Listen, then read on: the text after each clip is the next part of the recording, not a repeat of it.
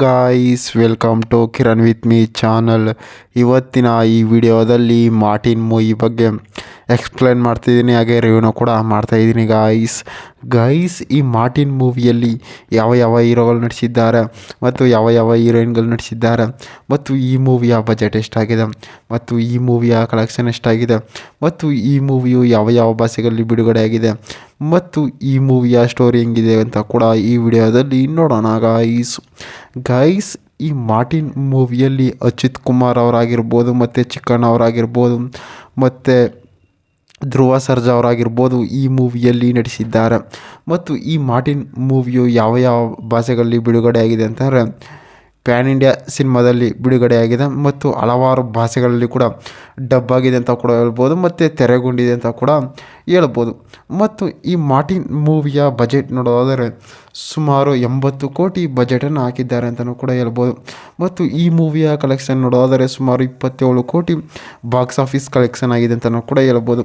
ಮತ್ತು ಈ ಮೂವಿಯ star rating ನೋಡೋದಾದರೆ ಸುಮಾರು 4 ಸ್ಟಾರ್ ರೇಟಿಂಗನ್ನು ಕೂಡ ಕೊಟ್ಟಿದ್ದಾರೆ. ಮತ್ತು ಈ ಮೂವಿಯಲ್ಲಿ ಲವ್ ಸ್ಟೋರಿ ಆಗಿರ್ಬೋದು, ಮತ್ತು ಸಾಂಗ್ಸ್ಗಳಾಗಿರ್ಬೋದು ಮೂವಿಯಲ್ಲಿ ಸಖತ್ತಾಗಿ ಕೂಡ ಕೊಟ್ಟಿದ್ದಾರೆ ಅಂತಲೂ ಕೂಡ ಹೇಳ್ಬೋದು. ಮತ್ತು ಈ ಮೂವಿಯು ಡಬಲ್ ಆ್ಯಕ್ಟಿಂಗಲ್ಲಿ ಕೂಡ ಒಂದು ಒಳಗೊಂಡಿದೆ ಅಂತ ಕೂಡ ಹೇಳ್ಬೋದು ಗೈಸ್. ಮತ್ತು ಈ ಮೂವಿಯ ಒಂದು ಲೈನ್ ಸ್ಟೋರಿ ನೋಡೋದಾದರೆ ಈ ಮಾರ್ಟಿನ್ ಮೂವಿಯಲ್ಲಿ ಧ್ರುವ ಸರ್ಜನ್ ಅವರು ಕೂಡ ಒಂದು ಆರ್ಮಿಯಲ್ಲಿ ರೆಫರೆನ್ಸ್ ಮಾಡ್ತಾ ಇರ್ತಾರೆ, ಮತ್ತು ಅಲ್ಲಿ ಕಾರ್ಯವನ್ನು ಕೂಡ ನಿರ್ವಹಿಸ್ತಾ ಇರ್ತಾರೆ. ಆರ್ಮಿಯಲ್ಲಿ ರಿಫ್ರೆಶ್ ನೋಡ್ತಾ ಇದ್ದಾಗ ಏನು ಮಾಡ್ತಾರೆ, ಅಲ್ಲಿ ಹೀರೋಯಿನ್ ಕೂಡ ಎಂಟ್ರಿಯನ್ನು ಕೊಡ್ತಾರೆ. ಹೀರೋಯಿನ್ ಎಂಟ್ರಿಯನ್ನು ಕೂಡ ಕೊಟ್ಬಿಟ್ಟು ಏನು ಮಾಡ್ತಾರೆ, ಹೀರೋಯಿನ್ಗೆ ತಂದೆ ಇರೋದಿಲ್ಲ ಮತ್ತು ತಾಯಿನೂ ಕೂಡ ಇರೋದಿಲ್ಲ. ಅವರ ತಂದೆ ಏನು ಮಾಡಿರ್ತಾರೆ, ಆರ್ಮಿಯಲ್ಲೇ ಕೆಲಸವನ್ನು ಮಾಡ್ತಾ ಇರ್ತಾರೆ. ಆವಾಗ ಇಂಡಿಪೆಂಡೆನ್ಸ್ ಡೇ ನಡೀತಾ ಇರುತ್ತೆ.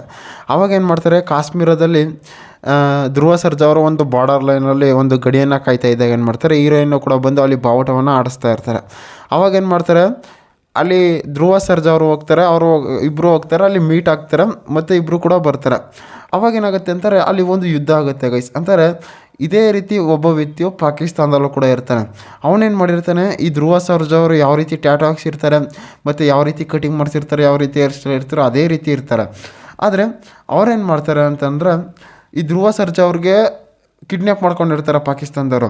ಅವಾಗೇನು ಮಾಡ್ತಾರೆ, ಆ ಪಾಕಿಸ್ತಾನದಲ್ಲಿರೋರನ್ನ ಇಂಡಿಯಾಗೆ ಕಳಿಸ್ತಾರೆ, ಇಂಡಿಯಾದಲ್ಲಿರೋರನ್ನ ಪಾಕಿಸ್ತಾನಕ್ಕೆ ಹೋಗ್ತಾರೆ.